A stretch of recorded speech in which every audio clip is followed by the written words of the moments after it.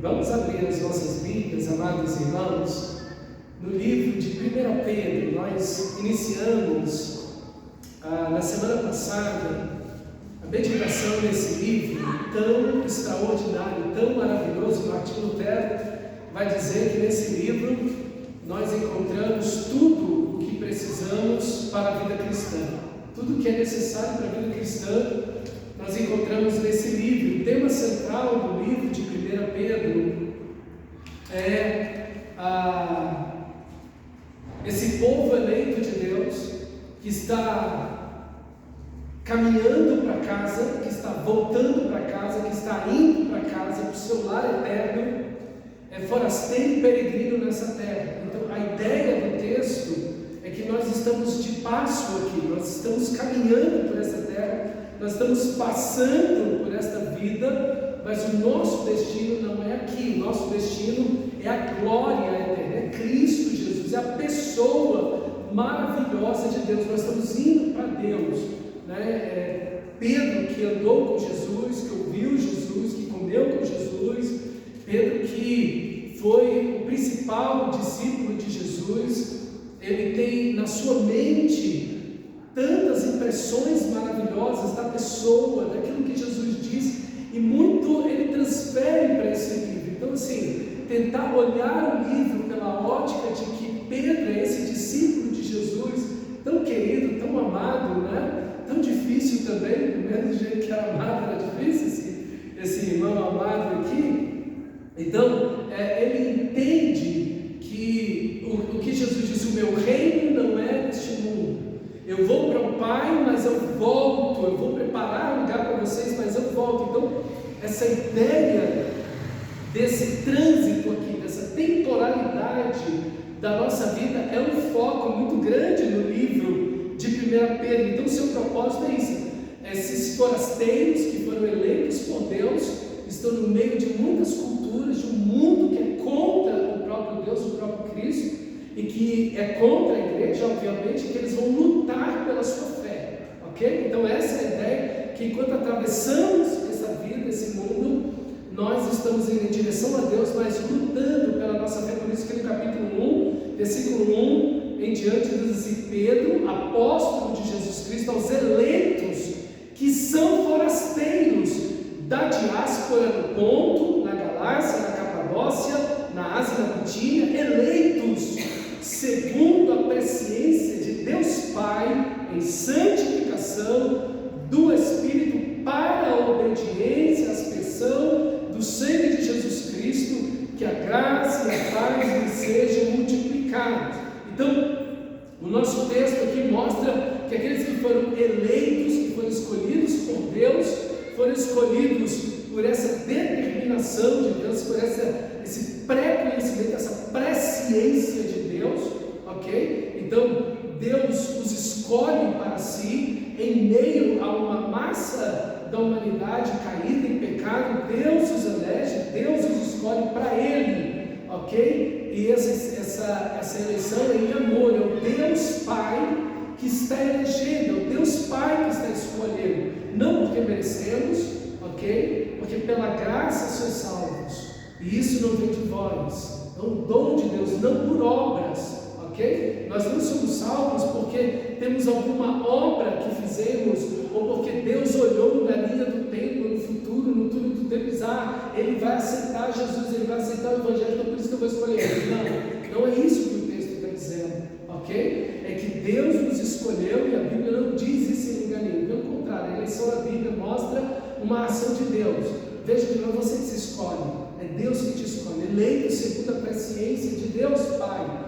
Então, uma eleição em amor, uma eleição em graça, em misericórdia, não porque merecemos, mas porque Ele decidiu nos amar no seu amor, em santificação do Espírito. Esse é o ambiente no qual o cristão vive. O ambiente do eleito é a santidade, a vida do eleito é a santificação, esse é um povo de propriedade exclusiva de Deus, como Pedro vai dizer, mas também é para a obediência, isso é, nós somos eleitos, escolhidos para servir ao Senhor, para obedecer ao Senhor, para seguir ao Senhor, para sermos discípulos de Cristo. Assim como Pedro seguiu a Jesus, Assim como Pedro caminhou atrás de Jesus, assim também nós fazemos. Caminhamos, seguimos, obedecemos a Cristo Jesus e a aspersão do sangue de Jesus Cristo. Olha aqui, Jesus Cristo é nomeado no primeiro versículo, Jesus Cristo é falado novamente no segundo versículo, e quando você olha no versículo seguinte, no outro, Jesus Cristo, Jesus Cristo. Então, veja que aqui está o nome que revela o Messias. Aqui está o nome do rei, daquele que viria, que o ungido de Deus, o Messias, o Cristo ungido, que deveria reinar, que deveria governar, mas também o Cordeiro de Deus, o servo, o sofredor, que deveria levar os nossos pecados naquela cruz. E veja a aspersão do sangue, temos o perdão, e nesse perdão a aliança, o cálice da nova aliança no meu sangue. Então o eleito, ele é um forasteiro, ele não pertence a essa vida, ele está aqui a caminho, ele está aqui a passo, ele não é desse mundo como Jesus não é desse mundo. Então ele pertence a Deus, ele está indo em direção a Cristo Jesus, e ele faz isso pelo poder do amor de Deus, em santificação do Espírito. O Espírito de Deus está transformando a sua vida, a imagem de Cristo está guardando a vida dele nessa santidade, ele vive em obediência, para essa obediência, nessa aliança do sangue, e nesse perdão que o sangue de Cristo nos dá de todo o pecado, ok? Desse Jesus Cristo que os judeus rejeitaram, esse Jesus Cristo que os judeus disseram, não temos outro rei a não ser Kaiser, a não ser César, esse é o nosso rei. Nosso rei é o imperador romano, não esse Jesus aí, ok? Mas aqui Pedro está dizendo, aqui é Jesus Cristo, e ele fala novamente Jesus Cristo, ele reafirma Jesus Cristo, esse é o rei, é o Messias prometido, é ele que cumpre todas as profecias do Antigo Testamento, ele é o rei dos reis, ele é o Senhor dos senhores, mas ele é o sacrifício perfeito pelos nossos pecados.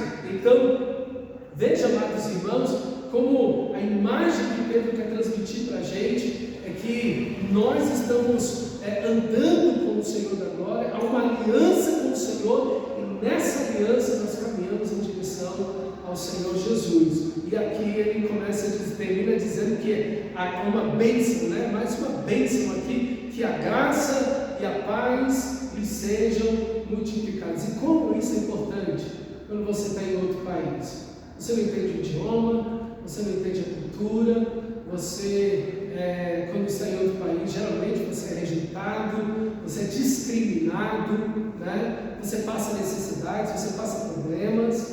Então a cultura repele essas pessoas que são forasteiros, que são peregrinos, a cultura geralmente enjeita essas pessoas.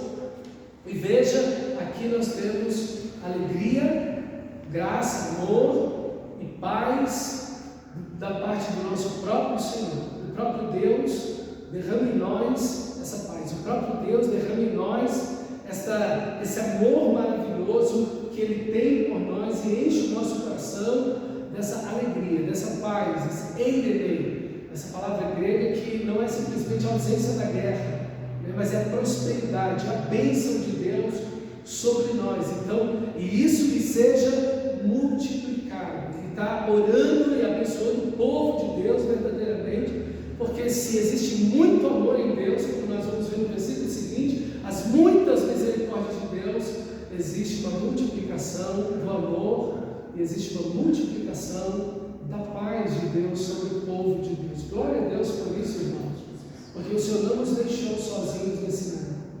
O texto vai seguir e vai dizer que nós somos guardados pelo poder de Deus. Veja, esse Deus que nos salvou é um Deus que está conosco, é o Emmanuel, é o Deus que vai conosco no meio das lutas e das dificuldades. É bonito ver aqui no livro de 1 Pedro, como Pedro faz uso do Antigo Testamento. É muito interessante isso. Por quê? Porque o que Pedro tem na sua cabeça é o seguinte: que Cristo é o cumprimento de todo o Antigo Testamento. Todas as promessas, todas as imagens, tudo aquilo que Deus havia proposto no Antigo Testamento se cumpre na pessoa e na obra de Jesus Cristo. Então é isso que Pedro tem na sua mente.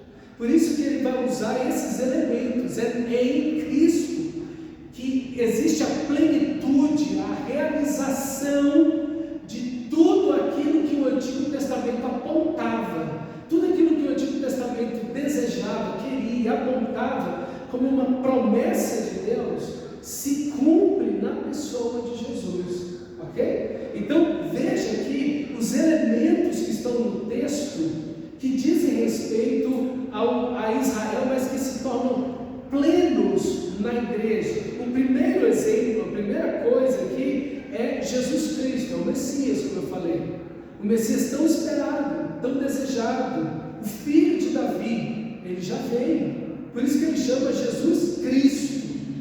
Ele já disse, esse é o ungido, ele é a realização da promessa, mas também a palavra eleitos. O povo de Israel foi um povo eleito. Vós sois raça eleita, sacerdócio real. Deus diz isso para o povo de Israel no livro de Êxodo, mas aqui Pedro repete essa expressão e vai usar esse texto aqui também nesse livro para falar que a igreja é esse povo. Então o povo de Israel foi eleito para receber o Messias. O povo de Israel não foi eleito, e aqui algumas pessoas se espantam com isso. O povo de Israel foi eleito para a salvação. Eles foram eleitos para uma missão. Porque se o povo de Israel fosse eleito para a salvação, não se cumpriria o que diz João, capítulo 1, versículo 11 ao 13. Jesus veio para o que era seu, e os seus não o receberam. Mas todos quanto receberam deles o poder de serem filhos de Deus, a saber os que creem em seu nome, os quais não nasceram do sangue, nem da vontade da carne, nem da vontade do homem, mas nasceram da vontade de Deus, nasceram de novo. Então, se a eleição de Israel fosse para salvação, todo judeu seria salvo, nenhum judeu se perderia. Mas você vê que o próprio texto mostra quantos, e Jesus mesmo vai mostrar quantos judeus estão perdidos. Jesus vai dizer, olha, os publicanos, as prostitutas, os pecadores vão entrar na frente de vocês no reino, e vocês não vão entrar. Os filhos do reino vão ficar do lado de fora. Porque Israel foi eleito, foi escolhido para uma missão. Para a missão, recebeu o Messias.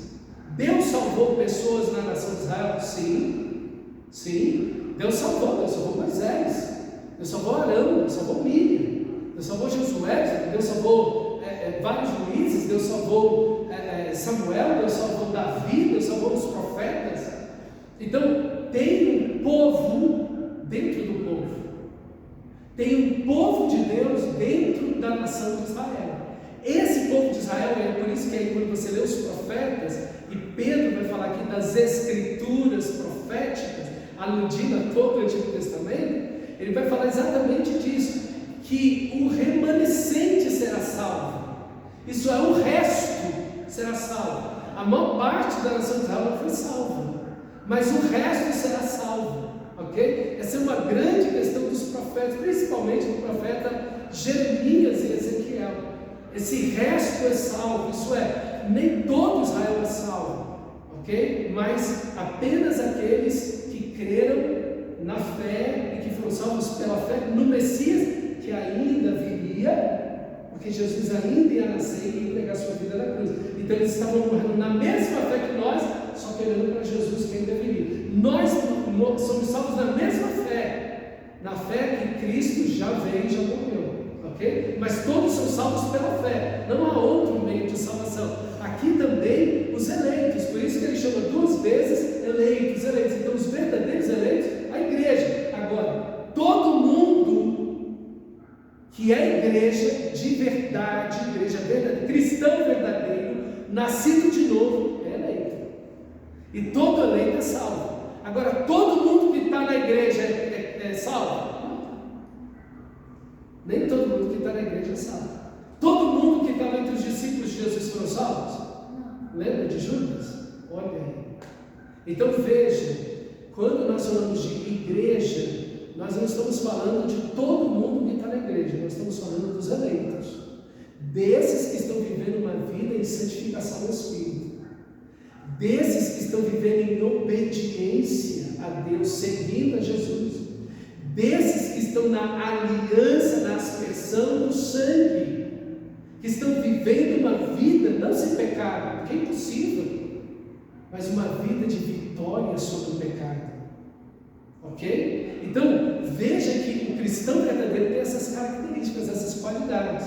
E é isso que se cumpre plenamente na igreja. E aqui nós vamos ver que o povo de Israel, no Antigo Testamento, era santificado pelo sangue dos sacrifícios, das ovelhas, dos bois, dos pombinhos. Aquele sangue representava o sangue de Jesus, e aquele animalzinho representava o próprio Senhor Jesus, o sacrifício do inocente. O animal não pecou, eu pequei, coloco a mão sobre o animal, confesso o meu pecado, e o salário do pecado é a morte, eu deveria morrer, mas quem morre no meu lugar? O animal inocente. Assim também o Cordeiro de Deus seria entregue naquela cruz, Jesus.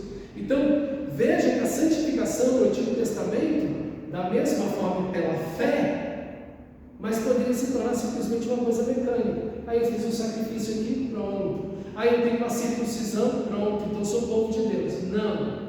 O povo de Deus é aquele que de fato não está vivendo das cerimônias, mas que de fato está vivendo pelo Espírito Santo, que está vivendo pela marca maravilhosa da presença do Espírito no sangue precioso de Jesus. Esse é o eleito, esse é o escolhido de Deus, ok? Em obediência, Israel estava sob a maldição. Se você fizer essas coisas, essas bênçãos virão sobre ti. Se você não fizer, essas maldições virão sobre ti. A igreja não está sobre as maldições, porque Cristo levou sobre si todas as nossas maldições, todas as nossas maldições, mas ao mesmo tempo há sobre nós o poder do Espírito Santo para obedecermos a Deus. Então, o cristão, ele não é mais um escravo, o eleito, ele não é mais um escravo do pecado.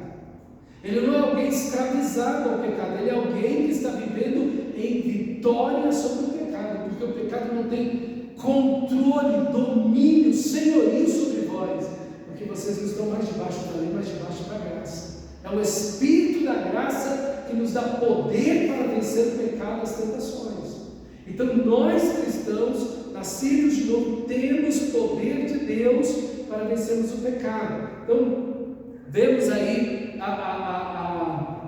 esse elemento maravilhoso da vida aí, e existem outros elementos aqui que ele vai falar, por exemplo, a herança, o templo vivo, as pedras do templo, né? O sacerdócio real, a nação santa, ok? Vários conceitos do Antigo Testamento.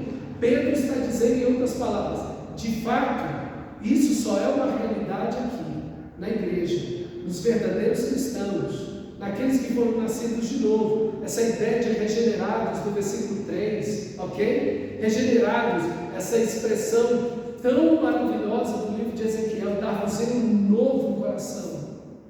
Lá em Ezequiel capítulo 11, versículo 19, Ezequiel capítulo 18, versículo 31, e Ezequiel capítulo 36, versículo 26. 3 vezes no livro de Ezequiel Deus está dizendo, dar-vos um novo coração. Dá-vos um novo coração, vou tirar um coração morto de pedra, vou dar um coração vivo, farei habitar em vós o meu Espírito. Então, veja, isso tudo se cumpre apenas e tão somente na igreja. Então, para Pedro, a igreja, meus irmãos, todo esse conceito desses elementos do Antigo Testamento estão em plenitude em Cristo e na igreja de Cristo. O capítulo 1:3 até o 2:10 é um resumo de como a antiga aliança foi transformada na nova aliança por meio da morte e ressurreição de Jesus Cristo, ok? Então Pedro define essa identidade do cristão, é o eleito, é o forasteiro, né? É uma definição da nossa identidade no vertical, nosso relacionamento com Deus, eleitos, e no horizontal, nosso relacionamento com o mundo, forasteiros, ok? Então, nós temos essa identidade definida, tanto no vertical quanto no horizontal, ok? Nós temos essa identidade de Deus em nós de que nós pertencemos a Deus enquanto caminhamos nesse mundo. E essa marca da eleição é maravilhosa, porque ela é por meio do grande amor de Deus, ela tem uma finalidade, essa obediência a Deus, e ela tem então um propósito, que é a nossa salvação em Cristo Jesus. Então você vê no versículo 2, você vê o Pai, o Filho e o Espírito Santo agindo na nossa salvação. O Pai nos amou, nos elegeu, ok? O Filho entrega a sua vida por nós, Cristo Jesus, o seu sangue, na santificação, na operação do Espírito de Deus. Então veja, é um texto trinitariano, um texto onde o próprio Deus, todo ele, está agindo na salvação do cristão.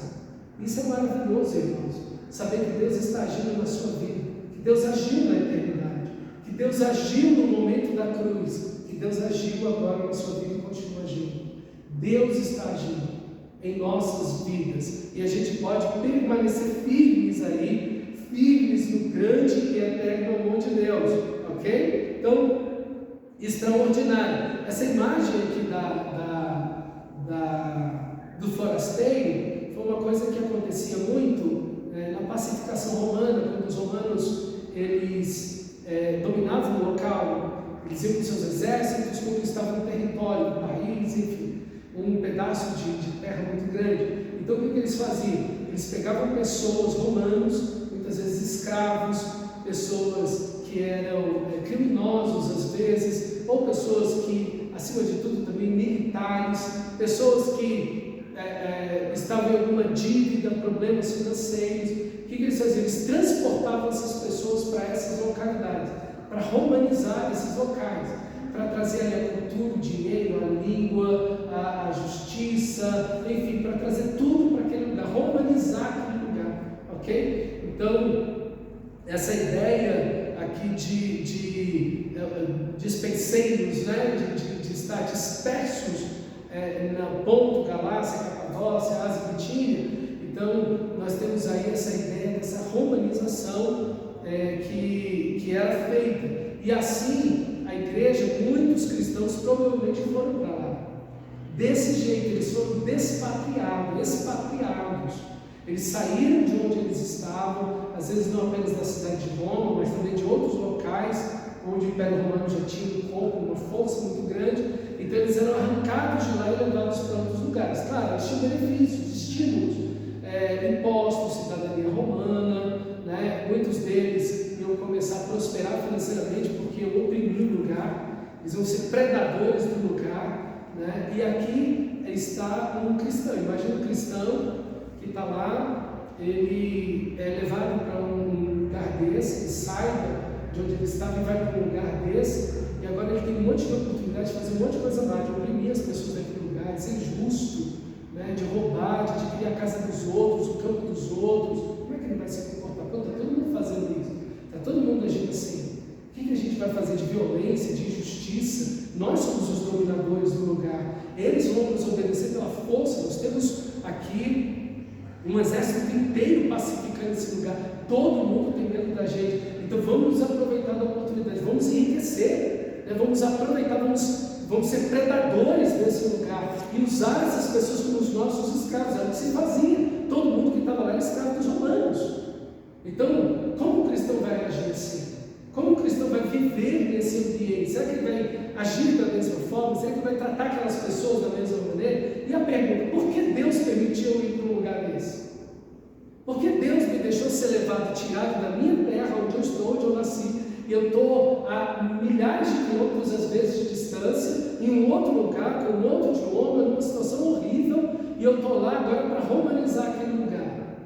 Será que Deus não tem uma oportunidade para mim, para pregar o Evangelho naquele lugar e cumprir a missão de Deus ali?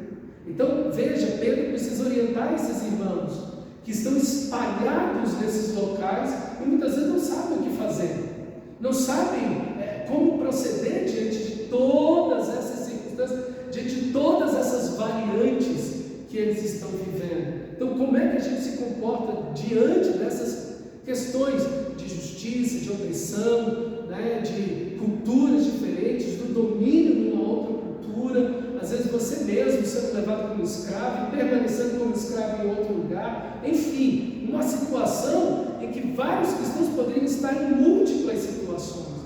Como viver a vida cristã nessa desestrutura social, política, econômica, familiar, onde tudo parece que sofreu um terremoto e está tudo ainda muito instável e essa romanização ainda está tomando conta do lugar. Como o cristão que está vivendo no meio dessa situação faz se comportar?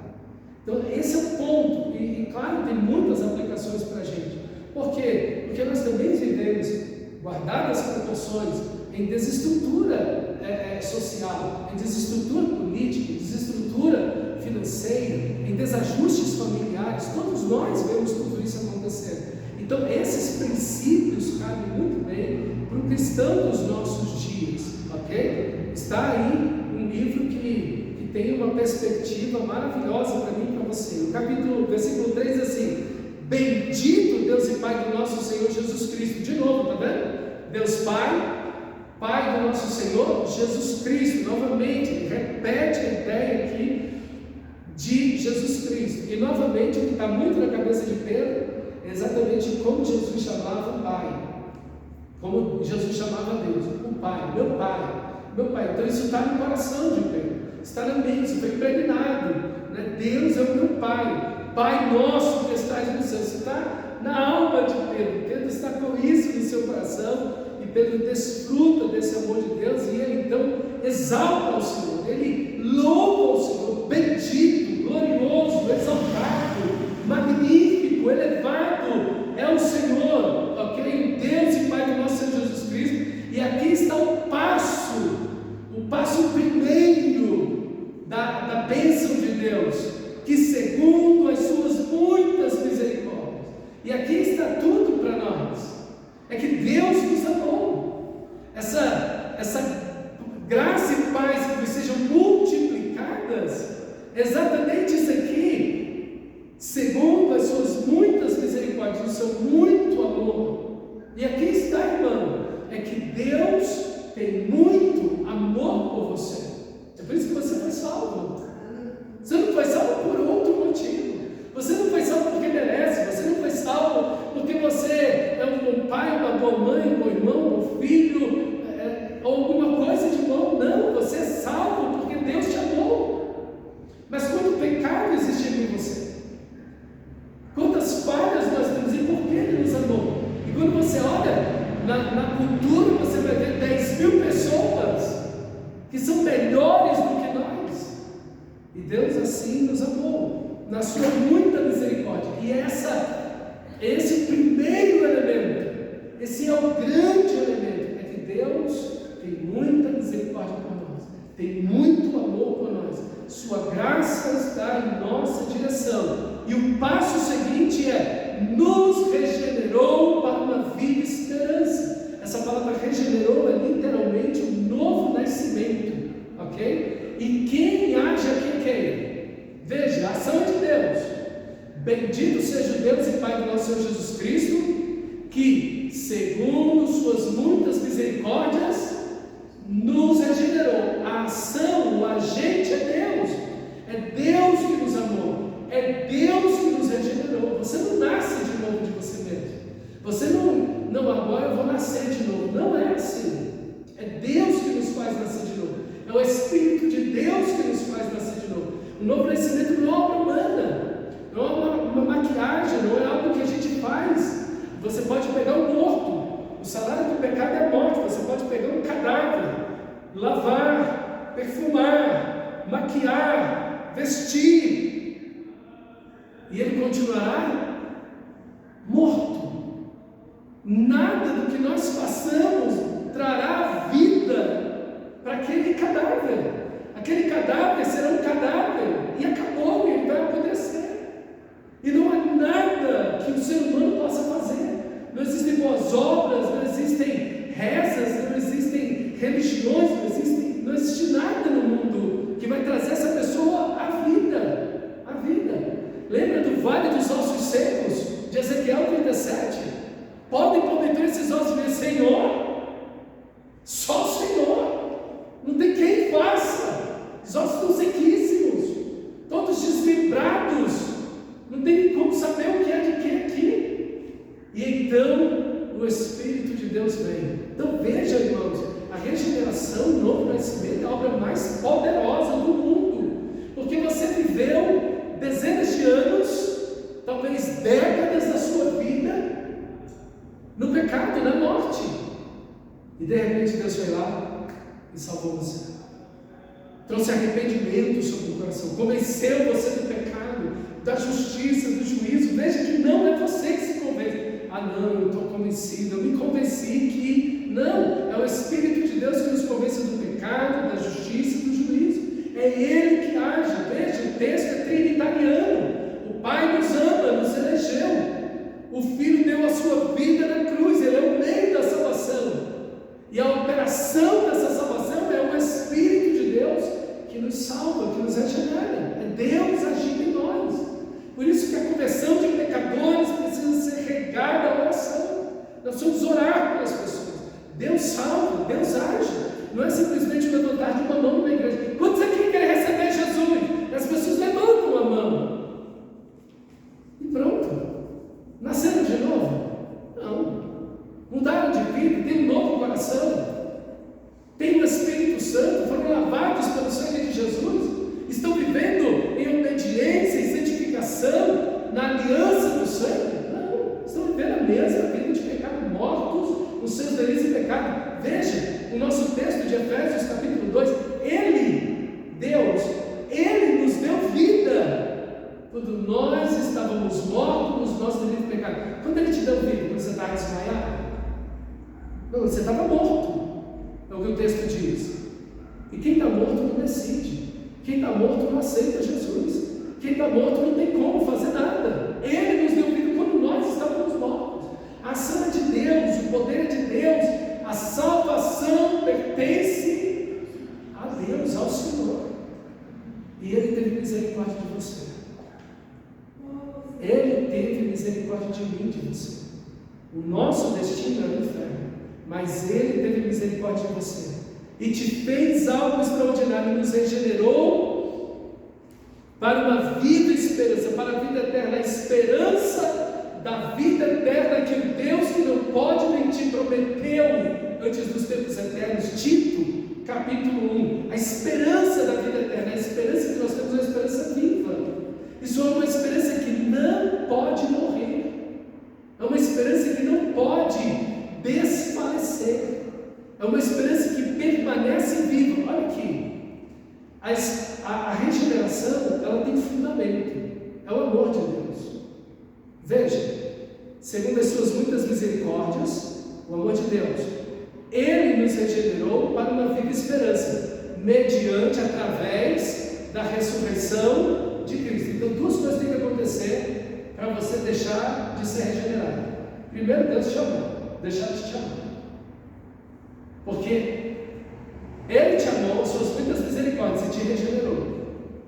Então, o que antecede o novo nascimento é o amor de Deus. E essa regeneração, essa viva esperança, essa salvação, ela é mediante a ressurreição de Jesus. Outra coisa tem que acontecer: Jesus tem que morrer e permanecer morto por toda a eternidade, porque a sua esperança e a sua regeneração é mediante a ressurreição de Jesus Cristo. A vida de Jesus, enquanto Cristo viver, você nasceu de novo, você é salvo e você tem uma esperança. Ninguém pode tirar isso de você. Você só pode se perder se Deus deixar de te amar e se Cristo voltar para a cruz e morrer para sempre, o túmulo, e de lá nunca mais voltar. Deus tem que morrer. Deus tem que morrer. Olha como Deus ama você. Deus empenhou aquilo que é o mais absoluto, o seu amor e a sua própria existência pelos eleitos de Deus. A própria existência de Deus está em jogo aqui. Deus tem que deixar de ser Deus para você deixar de ser filho dele.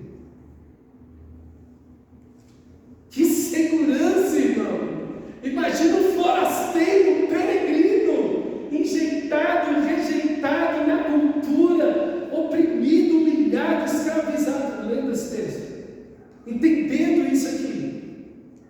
Meu Deus, então, essa esperança, essa recompensa, essa herança que eu vou receber, essa vida eterna, ela é enquanto o amor de Deus durar por mim, e o próprio Deus tem que deixar de ser Deus, Deus tem que morrer, para que eu deixe de ser salvo, porque foi mediante a ressurreição de Jesus Cristo que eu fui salvo, eu fui regenerado, que eu nasci de novo, mas também que essa salvação e essa esperança me alcançaram. Quanto Deus ama você? Como é que você vai temer? Como é que você vai ter medo diante disso? Como esse texto leva você e a mim, e a todo cristão verdadeiro, a agradecer ao Senhor. Por isso que ele começa dizendo: bendito Deus e Pai. Claro!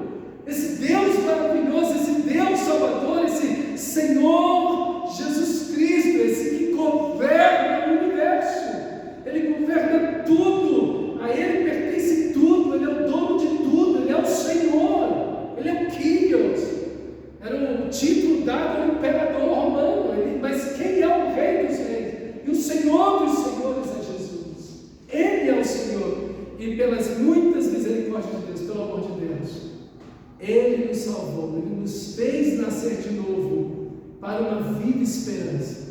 Não, a nossa esperança não é para essa vida, como diz Paulo em 1 Coríntios 15. Se a nossa esperança é apenas para essa vida, não, nós estamos bem aqui só essa vida. Depois morreu, acabou. Nós somos os mais infelizes de todos os homens. Claro, é óbvio, porque é uma coisa só para essa vida. Não. Essa esperança está viva, e ela está viva porque Jesus vive. E enquanto Jesus estiver vivo, a nossa esperança está viva, mediante a ressurreição de Jesus Cristo novamente dentre os mortos. Agora, essa esperança, ela tem uma herança, ela tem uma recompensa.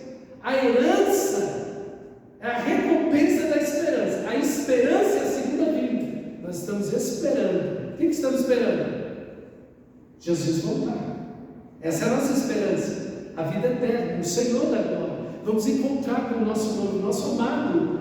Por isso que aqui, no dia que eu e você morrermos, é bom ler esse texto. Porque esse texto bota a gente onde a gente deve estar. Para onde você vem, que você está esperando? Cristo, amado. Para onde você está indo? Para Cristo. Quem é o seu refúgio e fortaleza, socorro bem presente na angústia e tribulação? É Cristo. Ele. Nós estamos indo para Ele. Ele é a nossa esperança. A nossa esperança, irmão, é Cristo, é a pessoa de Cristo, é Deus, é o Espírito Santo. Ele é a nossa vida. Ele é a nossa esperança, é olhar para Ele, é estar com Ele, é abraçá-lo, é vê-lo enxugar dos nossos olhos toda lágrima, é beijar o nosso Senhor. É essa festa eterna de casamento que teremos com Cristo. Essa é a nossa esperança, Cristo, a esperança da nossa vida, a esperança da glória, é Cristo Jesus. Essa é a nossa esperança está viva, a nossa esperança é o amor de Deus, é a pessoa de Cristo, é o Espírito Santo. Essa é a nossa esperança, e essa esperança tem uma recompensa. Quando encontrarmos com Cristo, quando Cristo nos encontrar, Ele vai nos dar uma herança, Ele vai nos dar uma porção, Ele nos vai dar um terreno, Ele vai nos dar a ideia aqui, né, de uma herança, de um terreno, de algo que Ele vai nos dar. Ele vai nos dar algo aqui, e aqui é maravilhoso a ideia dessa herança. Ele vai nos dar uma propriedade, bênçãos que iremos receber do Senhor. Mas como são? Ou qual é a ideia de Pedro dessa herança que vamos receber, dessas bênçãos, desses bens que vamos receber? É que são indestrutíveis. Essa herança é indestrutível.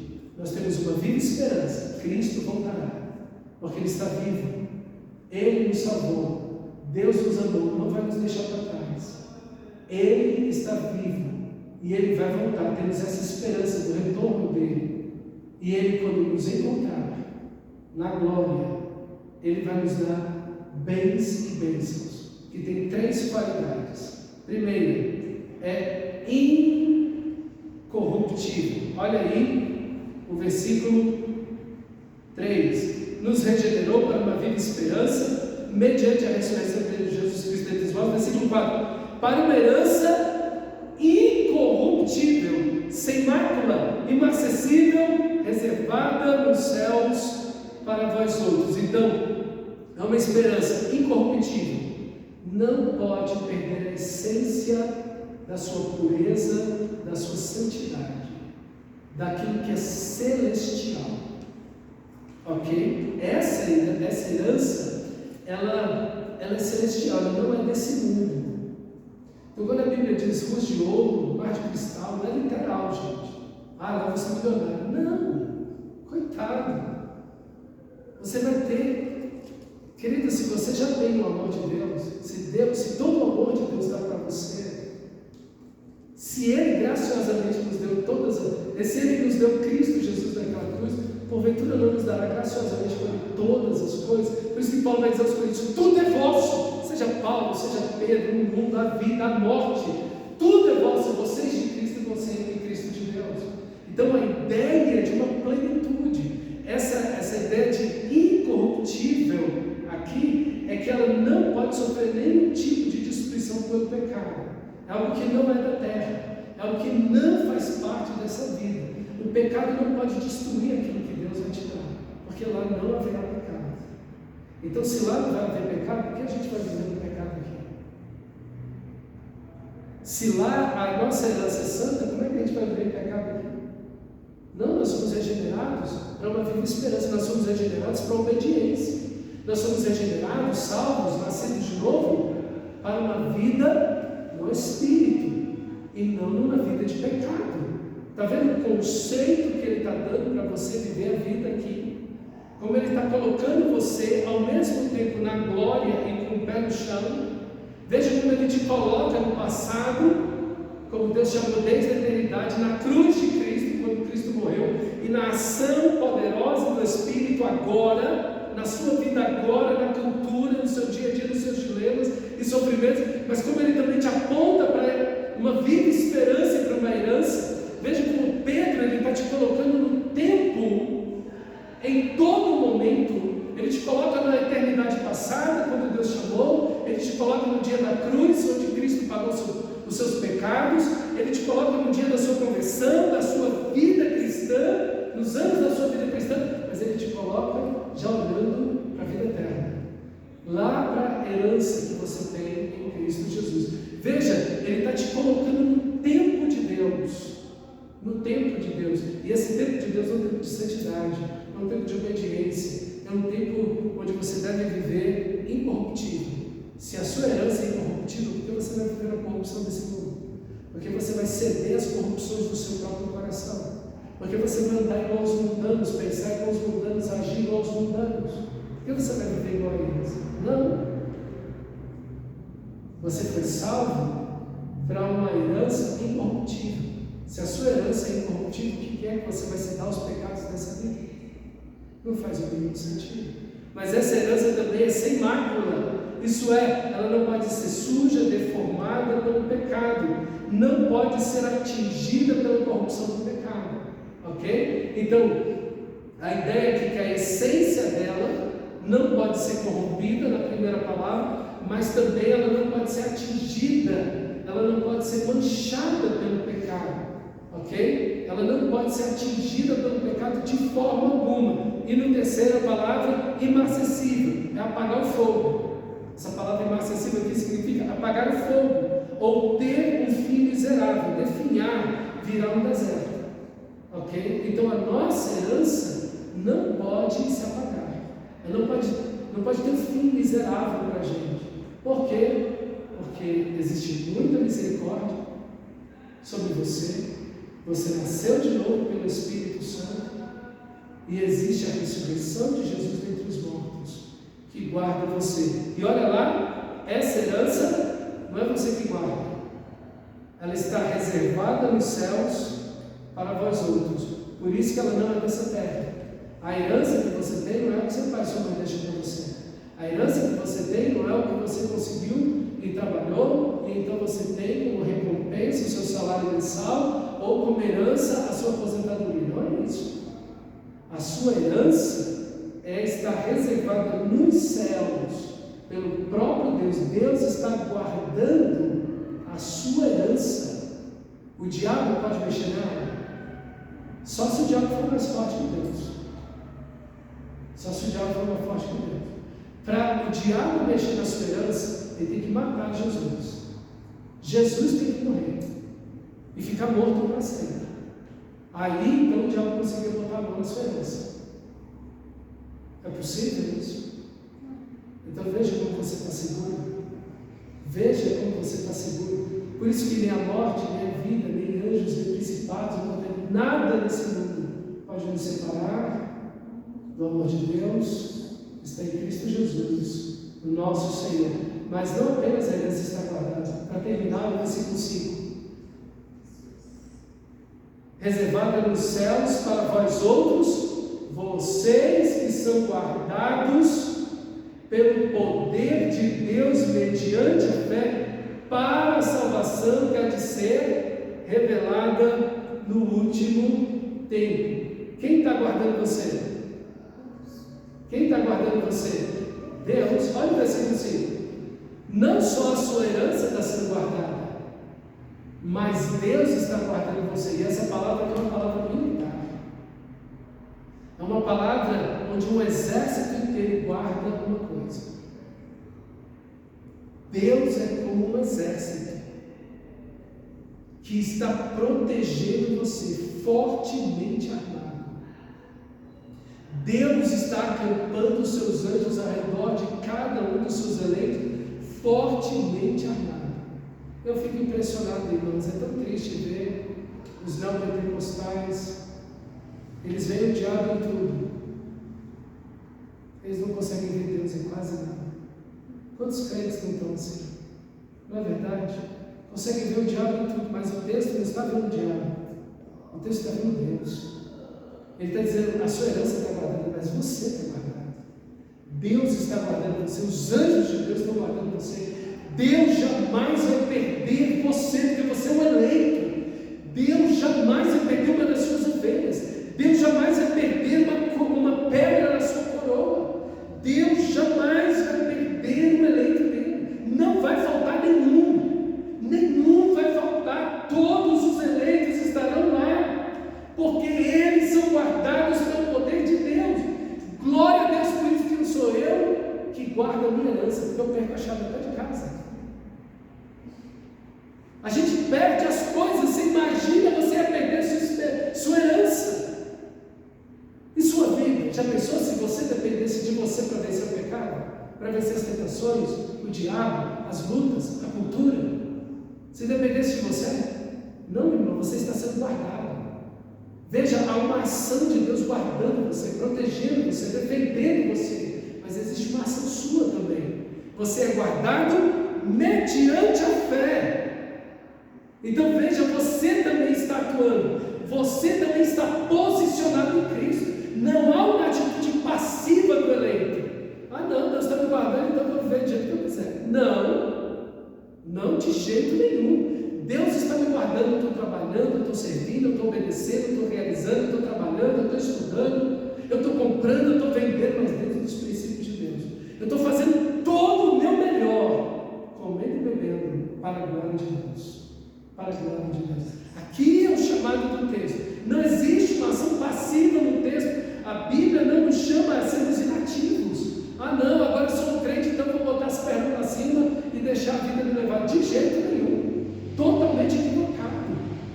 Você está lutando. A sua fé é um cinturão, a sua fé é uma armadura, a sua fé é uma espada, a sua fé é um escudo. Sua fé, meu amado irmão, a tua, essa aliança, essa fé que você tem em Deus, essa aliança que você entrou no sangue de Jesus para a obediência e santificação. Está lutando com toda a armadura de Deus.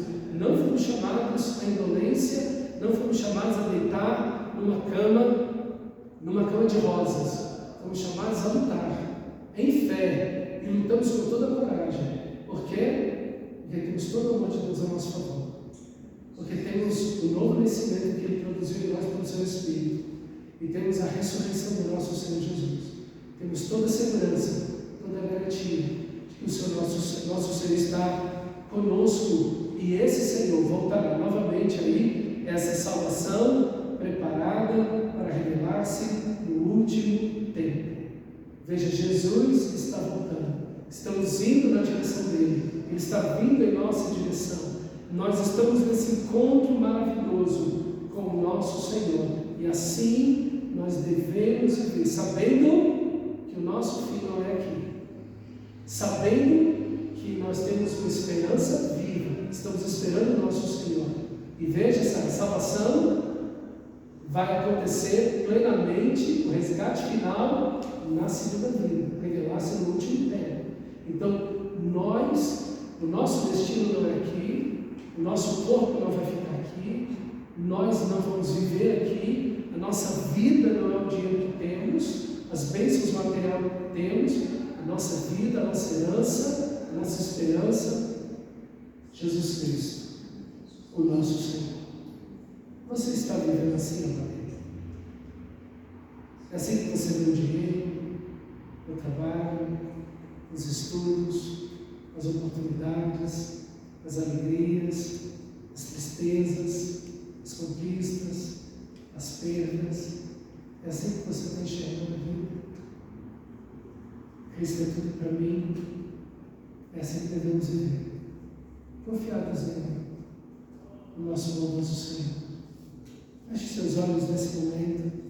Olha a Deus nesse instante. Pergunte para o Senhor. E que você possa abrir seu coração e dizer: Deus, tem misericórdia de mim. Não tenho vivido como o Senhor deseja que eu viva.